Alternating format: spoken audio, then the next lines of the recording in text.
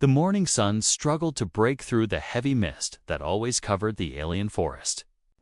Inside Ethan's small wooden cabin, silence ruled except for the faint sound of shallow breathing. The alien girl lay motionless on his bed, her silver markings dim but still glowing softly like dying embers. Ethan sat on a chair near her, eyes fixed on her face. He had not slept all night. The words she had whispered before fainting, "They will come for me, and for you," echoed in his mind again and again.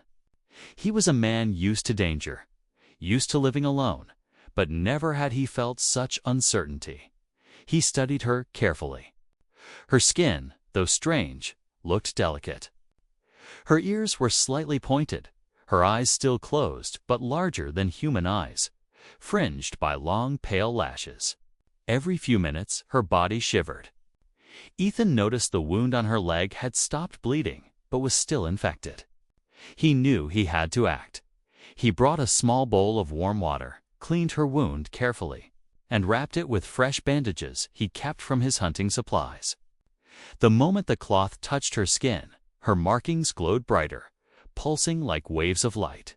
Ethan pulled back quickly, startled.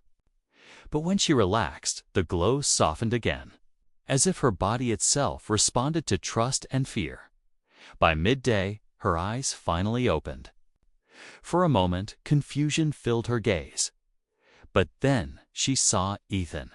She tensed, her hand gripping the blanket tightly, as though ready to defend herself. Ethan raised his palms gently. "Easy," he said softly. "You're safe here. No one will hurt you." She blinked, her breathing uneven. Her voice, weak but clear, slipped through her lips. "Why did you save me?"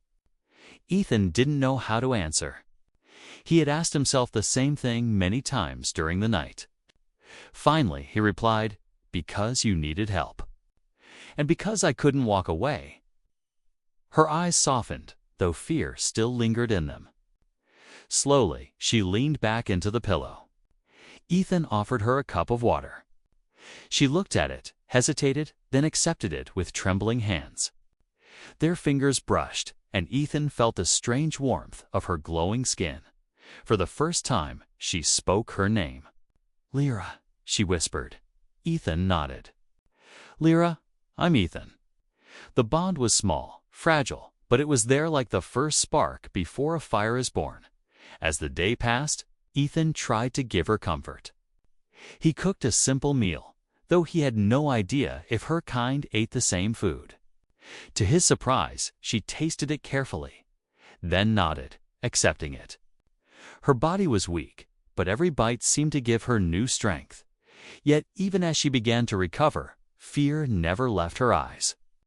She would flinch at every sound outside, her markings flickering in rhythm with her heartbeat. Ethan wanted to ask more about who she was, why she was alone in the forest, but he sensed she was not ready to share. He decided not to push. Instead, he spoke about himself. He told her how he lived alone after his parents died, how the colony towns nearby never felt like home to him, how the forest, with all its dangers, was still the only place where he felt free. Lyra listened quietly, her glowing eyes never leaving his face.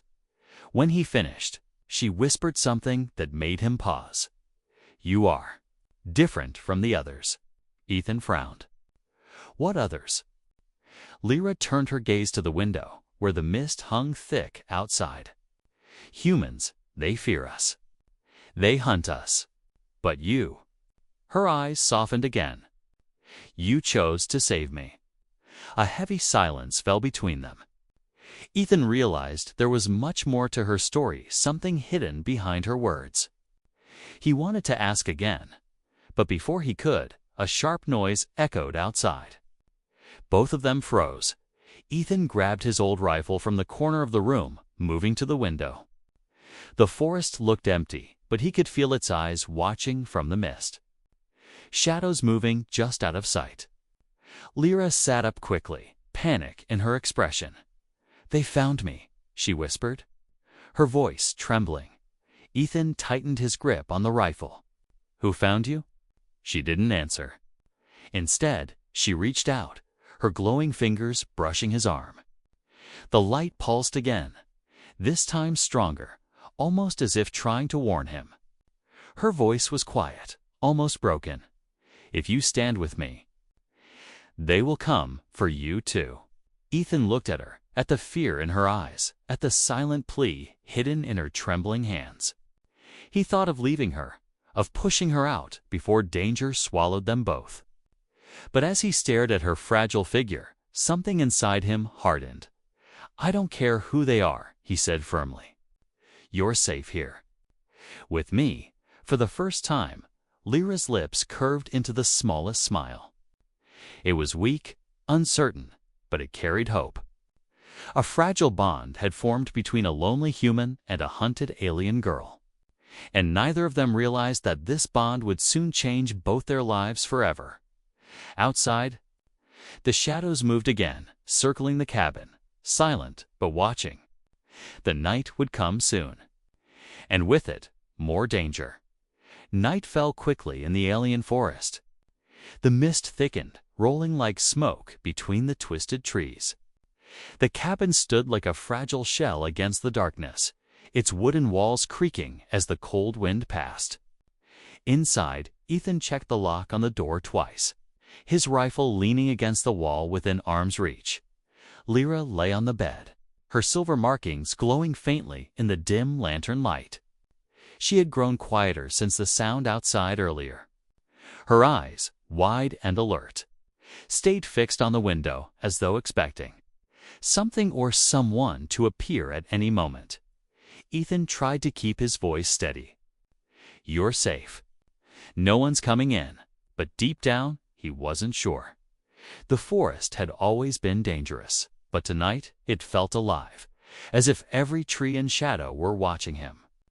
The silence was heavy, broken only by the sound of Lyra's uneven breaths. Then, suddenly, a low thud came from outside. Ethan stiffened. He reached for his rifle and slowly moved toward the window.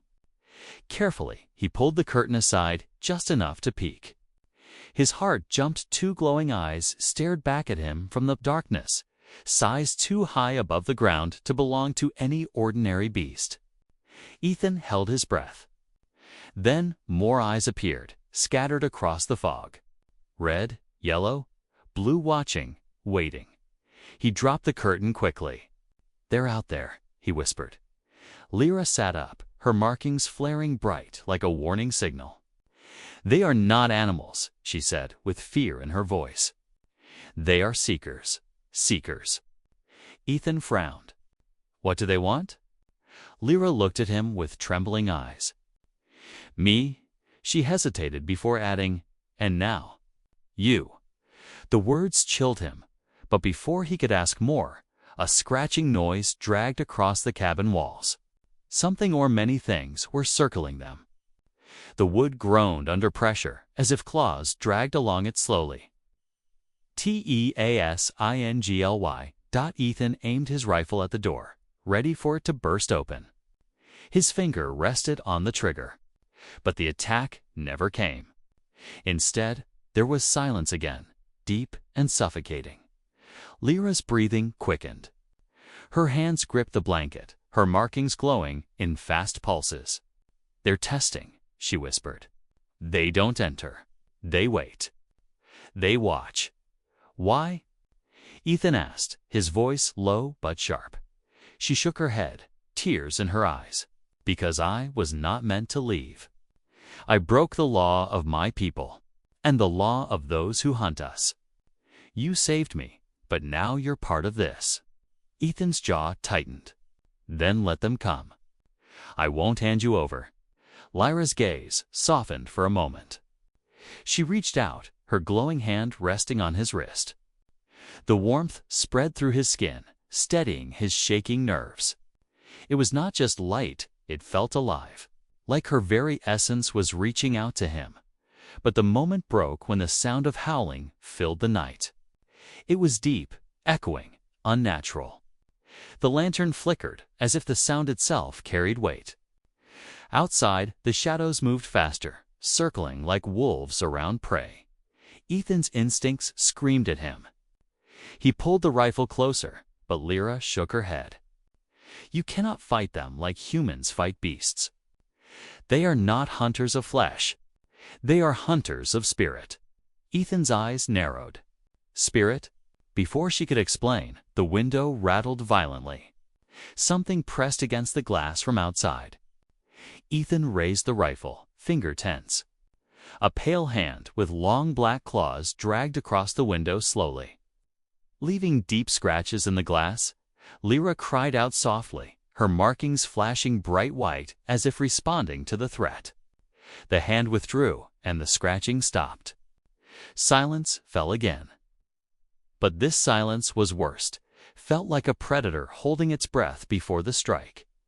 Ethan turned back to Lyra, his voice firm. Whatever they are, they won't take you. Not while I'm alive. For the first time, Lyra's eyes glistened not only with fear, but also with trust. Her lips parted, and she whispered, You don't understand. They don't need to break the door. They break the heart. They make you give me away willingly.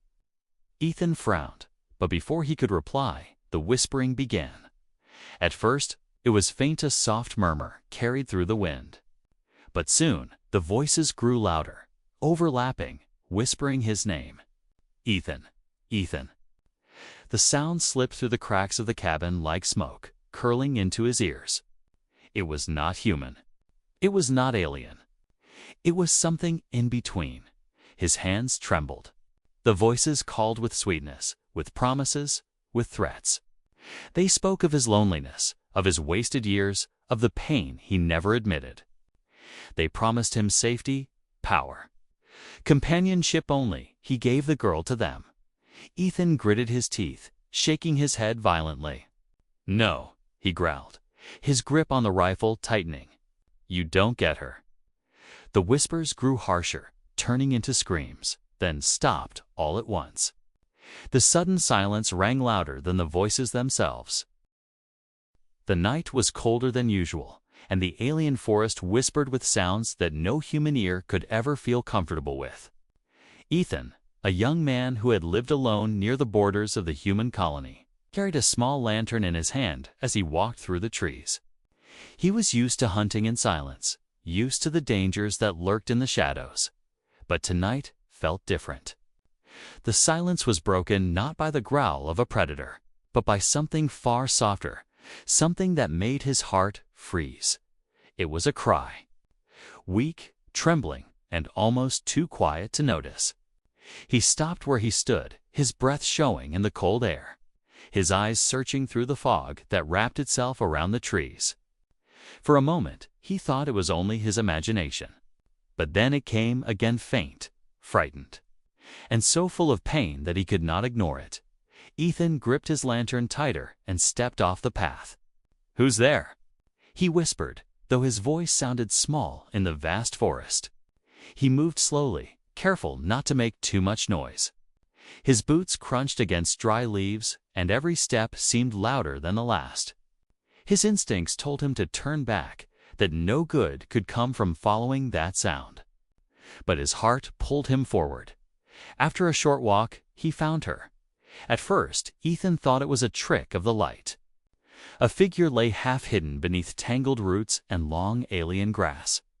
Her skin glowed faintly in the darkness, a soft silver light running in patterns across her arms and face. Her clothes were torn, her body trembling as she tried to curl herself into a ball.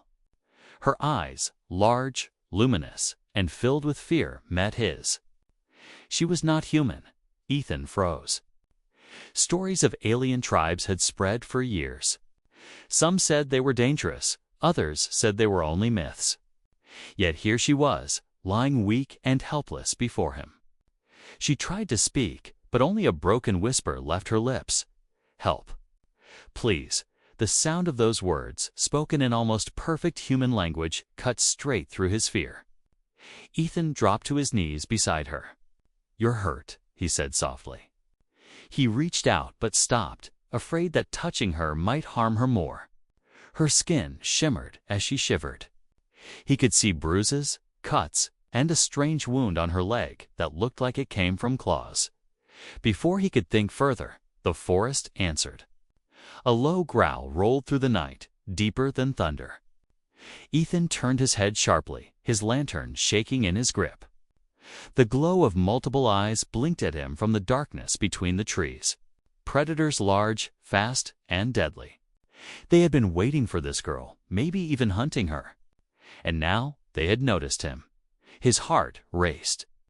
He had a choice: leave the alien girl and save himself, or risk everything by taking her with him.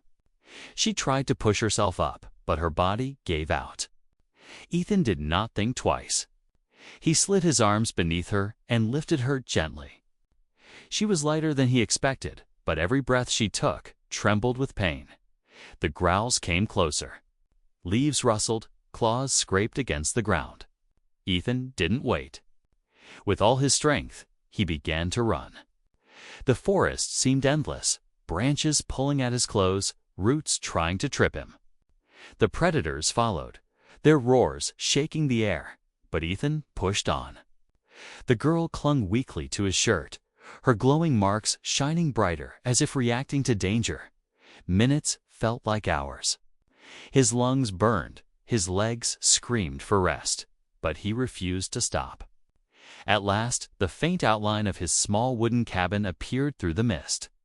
With a final burst of energy, he crossed the clearing and kicked the door open. He rushed inside, slamming the door shut behind him, his heart hammering in his chest. The silence returned, broken only by the ragged sound of his breathing and the soft whimper of the girl in his arms.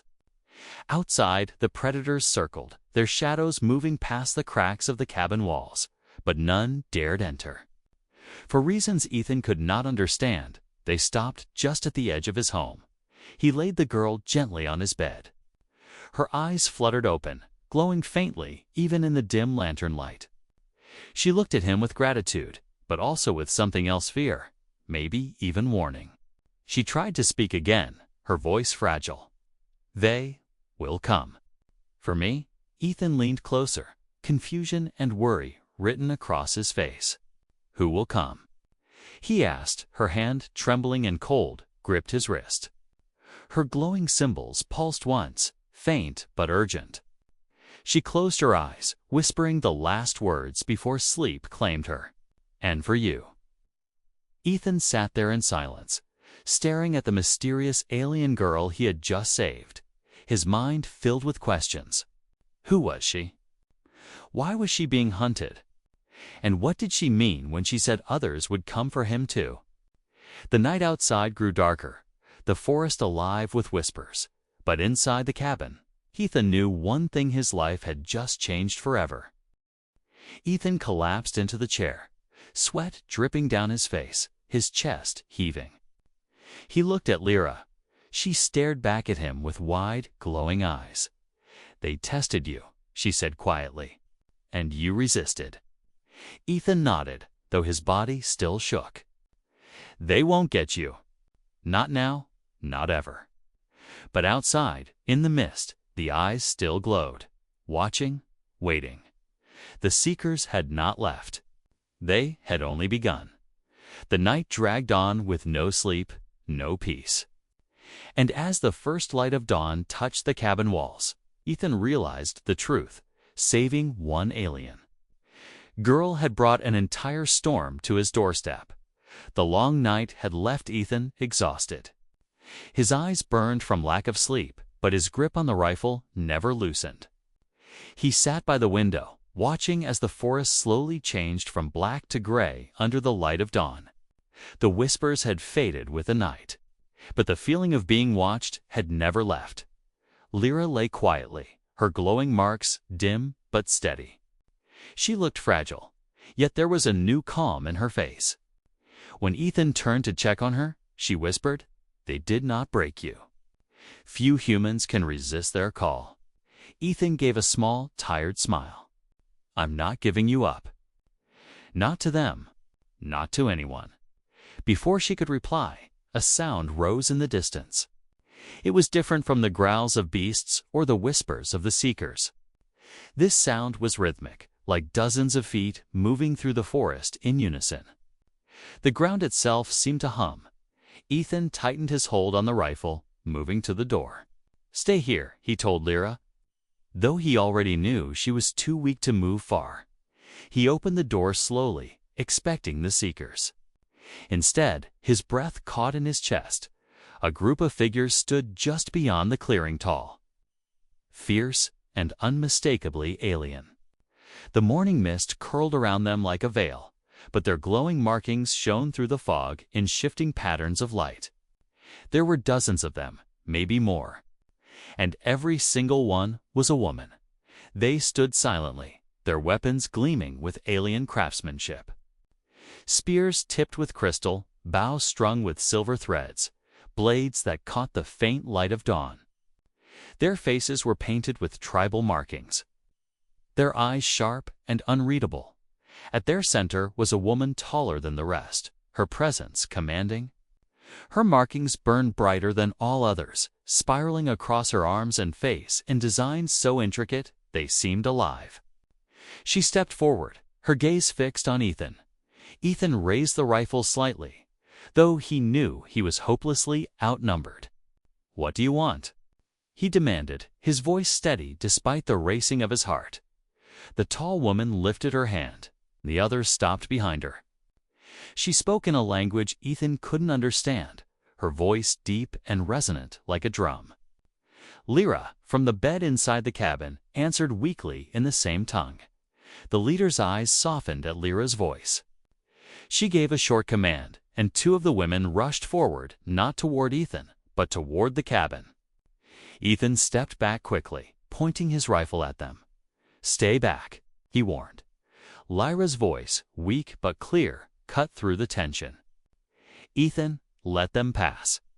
Ethan hesitated, then lowered his weapon slowly.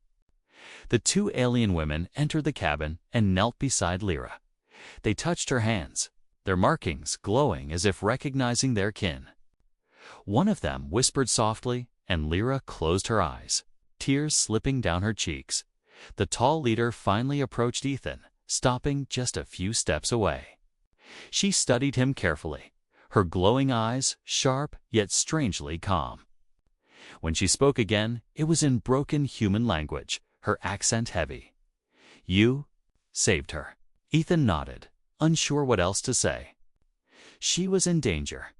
I couldn't leave her." The leader tilted her head, her expression unreadable. Then she lowered her weapon and placed a hand over her chest in a gesture of respect.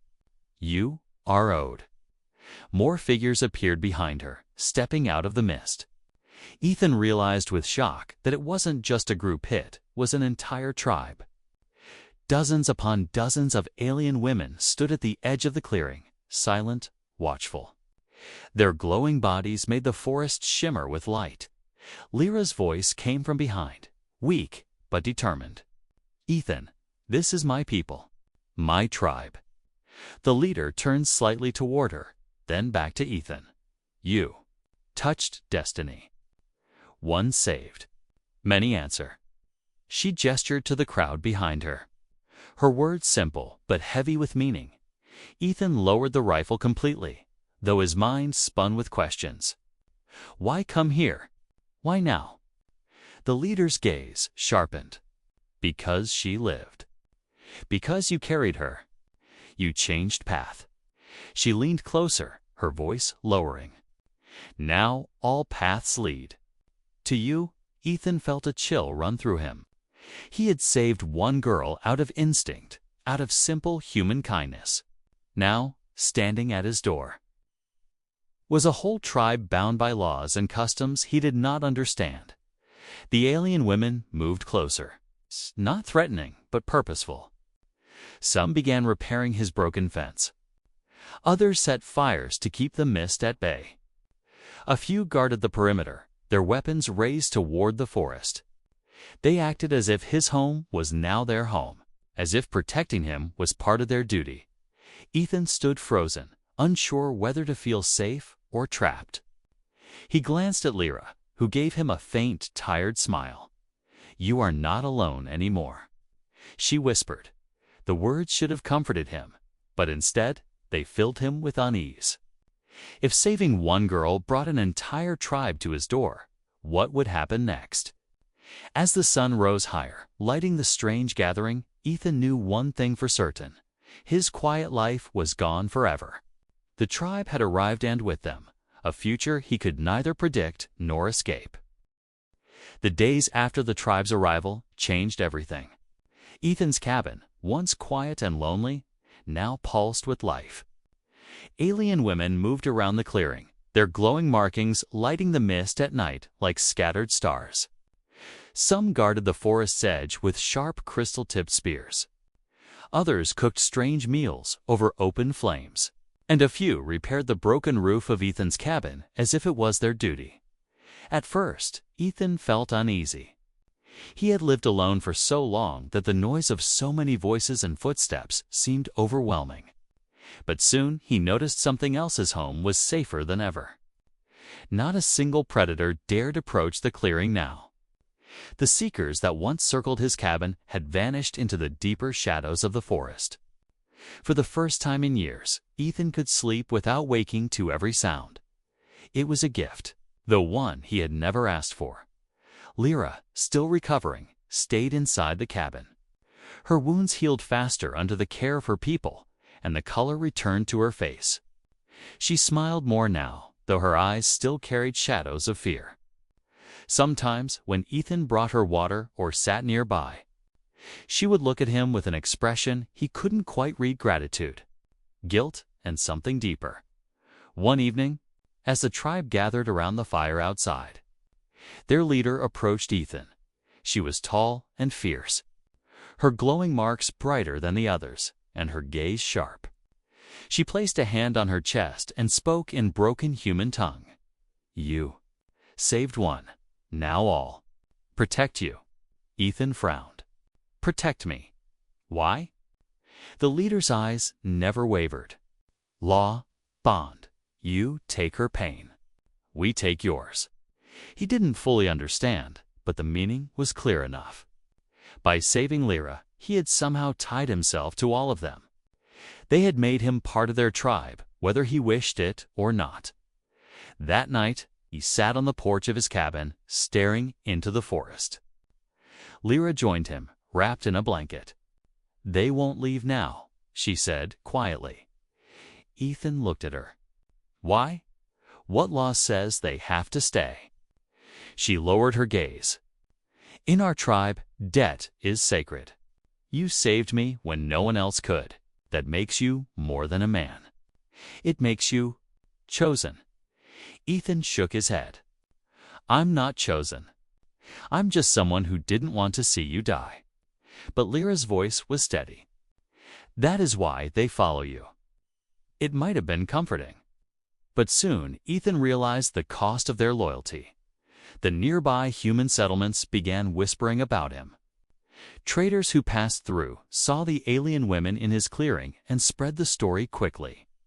"He commands a tribe of glowing warriors," some said. "He's made a pact with them," others whispered. Fear grew in their voices, twisted with jealousy and suspicion. One morning, when Ethan went to the edge of the town to trade for supplies, the stares burned into him like knives. People who once greeted him turned their faces away. A man muttered loudly, "Trader? Brings aliens to our door." Another spat near his boots. Ethan clenched his fists, but said nothing. He returned home, his bag half empty, his mind heavy. That night, he told Lyra what happened. Her face fell with sadness. "Humans fear what they do not know. They think we came to conquer. They cannot see we only came because of you," Ethan sighed. Then what happens when fear turns into hate? Lyra had no answer. She looked away, her glowing markings flickering faintly like a fading flame. As days passed, the burden grew heavier. The tribe continued to treat Ethan as if he were sacred. They cooked for him, repaired his tools, even hunted for him. But their loyalty built walls around his life. He could no longer move freely without being followed by glowing eyes. He could no longer visit the towns without being branded as dangerous. The gift of protection had become a prison. And yet, in the silence of night, Ethan couldn't deny the truth. When he sat by the fire with them, when he watched their strange dances under the moonlight, when he listened to their songs echoing through the forest, he felt something he had not felt in years. Belonging. One evening, the leader approached him again. She carried a necklace made of crystal shards, glowing faintly with inner light. She placed it around his neck without asking. Ethan touched it, confused. "What is this?" The leader's voice was low, her words careful. "Mark of bond. You are ours now. We are yours." Lyra, standing nearby, whispered, "They have claimed you, Ethan, not just as protector, but as family." Ethan's chest tightened. Family. The word struck something deep in him, something he thought he had lost long ago. But even as warmth filled his heart, a shadow of dread lingered. For every gift the tribe gave him, safety, loyalty, belonging, he could feel the weight of the burden pressing harder. The humans outside his forest hated him now. And worse, he sensed that the Seekers had not truly gone. They were only waiting, watching, and soon they would test the tribe the same way they had tested him. The forest had grown strangely quiet. For weeks, Ethan had lived surrounded by the alien tribe, their glowing presence lighting his nights and their protection making him safe from predators. But the weight of it pressed heavily on his chest. Every day he felt more trapped, more tied to something he did not understand. That night, when the fire burned low and most of the tribe had fallen asleep, Lyra asked him to walk with her. She had grown stronger now, her wounds healed, her markings glowing brighter than before. Wrapped in a cloak, she led Ethan deeper into the misty forest, away from the circle of fires. Ethan frowned as he followed. "Where are we going?" Lyra's voice was quiet, almost secretive. "There are things you must know. Things I should have told you the night you saved me." Her words stirred unease in him. He had always felt there was more to her story, but he had not pushed.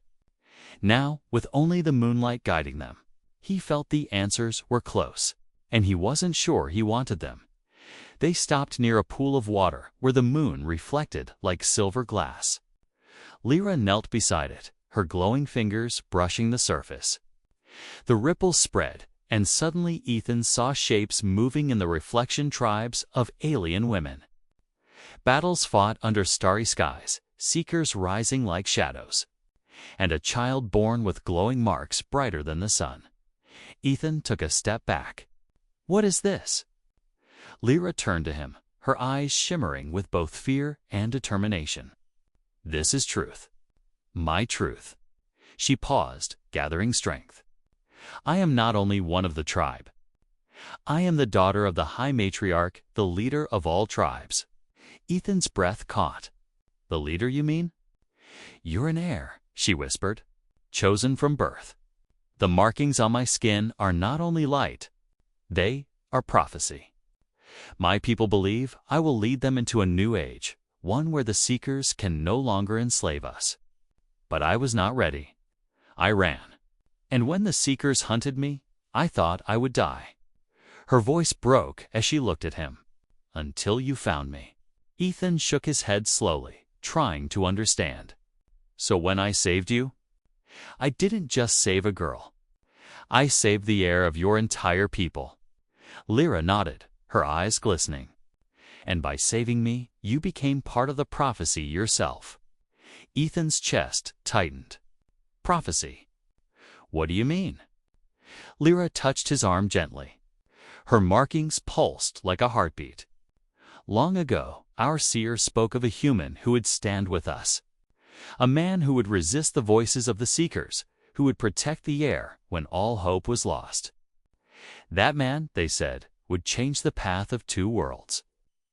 Ethan laughed bitterly, shaking his head. "No, that can't be me. I'm no leader. I'm just a man who wanted to help." But Lyra's gaze was steady, unwavering. You think kindness is small, Ethan, but kindness is the greatest power. You carried me when I could not walk. You refused to give me away when the seekers whispered.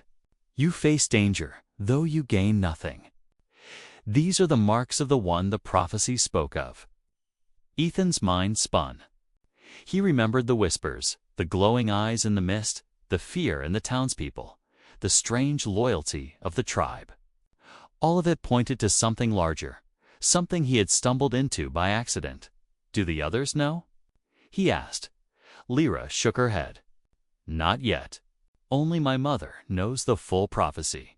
But the tribe already feels it. That is why they treat you as family, why they will not leave you. They sense you are the one. Ethan clenched his fists. And what happens if I refuse? If I say I don't want this? Her voice softened, but her words carried weight. Then the seekers win. They grow stronger with each soul they consume. Already, other tribes are falling. My people look to me, but I am not enough alone. Without you, the chains will never break. The silence stretched between them, heavy as stone. Ethan looked into the water where his reflection stared back, just a tired man, holding too much. He had never wanted greatness. He had only wanted peace. Yet now, fate had placed the survival of an entire people in his hands. Finally, he whispered, "Why me? Why a human?" Lyra smiled faintly, her glowing eyes soft. Because humans are stubborn. Seekers cannot break your hearts the way they break ours. Where we falter, you endure. Where we fear, you fight. Her hand slid into his, warm and glowing. That is why the prophecy spoke your name, even before we met. Ethan swallowed hard, the weight of her words pressing down on him. He wanted to deny it, to walk away. But deep inside, something stirred a fire he thought had died long ago. Maybe he wasn't a leader. Maybe he wasn't chosen. But he knew one thing. He couldn't abandon her. The water stilled again, the visions fading. The forest was silent, but the truth now lived between them. Ethan was no longer just a rescuer. He was bound to Lyra, to her tribe, and to a destiny larger than himself. And in the mist beyond, hidden eyes still watched. The seekers had not given up. They were waiting, preparing. The storm was coming. The prophecy hung heavy on Ethan's shoulders. For nights, he tried to ignore it, but the truth whispered in every corner of his mind. He was no longer just a man surviving in the forest. He had become something more, whether he liked it or not. And then the storm came. It began with the silence. No birds, no wind, no sound of leaves moving in the mist. Even the glowing tribe fell still, their weapons ready, their eyes fixed on the forest edge. Lyra stood beside Ethan, her markings glowing brighter than ever.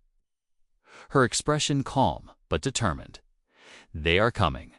She whispered. The seekers emerged from the mist like living shadows. Dozens, maybe hundreds, their glowing eyes burning in the darkness. Their movements were not like beasts, but like nightmares, too fast, too fluid, too silent. They circled the clearing, surrounding the cabin and the tribe. The leader of the tribe raised her crystal spear high, shouting in their native tongue. The women answered with a roar, their markings flaring like fire. The clearing lit up as if stars had fallen to the ground. Ethan gripped his rifle, his heart pounding. He knew a rifle could do little against such things, but it was the only weapon he trusted. He took his place beside Lyra. She glanced at him, her eyes full of something fierce and unspoken. "You do not have to fight," she said softly. "Yes, I do," Ethan replied. "Because I'm with you. With all of you." The seekers charged. The ground shook as shadows leaped into the clearing. Alien warriors met them with flashing blades, their glowing bodies moving like lightning. Crystal-tipped spears struck into the darkness, burning through shadow flash. Yet for every seeker that fell, two more rose from the mist. Ethan fired his rifle, the crack of the shot echoing across the clearing. A seeker staggered back, its glowing eyes dimming. But others rushed forward. Ethan reloaded quickly, firing again. Every shot echoing his defiance. The seekers whispered even as they attacked, their voices slithering into his mind. "Give her to us, Ethan. You cannot win. You will die." He gritted his teeth, forcing the voices out. "Not today," he growled, firing again. The battle raged. The tribe fought bravely, but the seekers pressed harder, their numbers endless. The leader shouted commands, rallying her warriors. But even she struggled against the tide. In the chaos, Ethan saw Lyra fall to her knees. Her markings flared painfully bright, her body shaking as if something inside her was breaking. He rushed to her side, pulling her up. "Stay with me," he shouted. Her voice was weak, trembling. "They want me, Ethan. If they take me, they win. Leave me, and you live."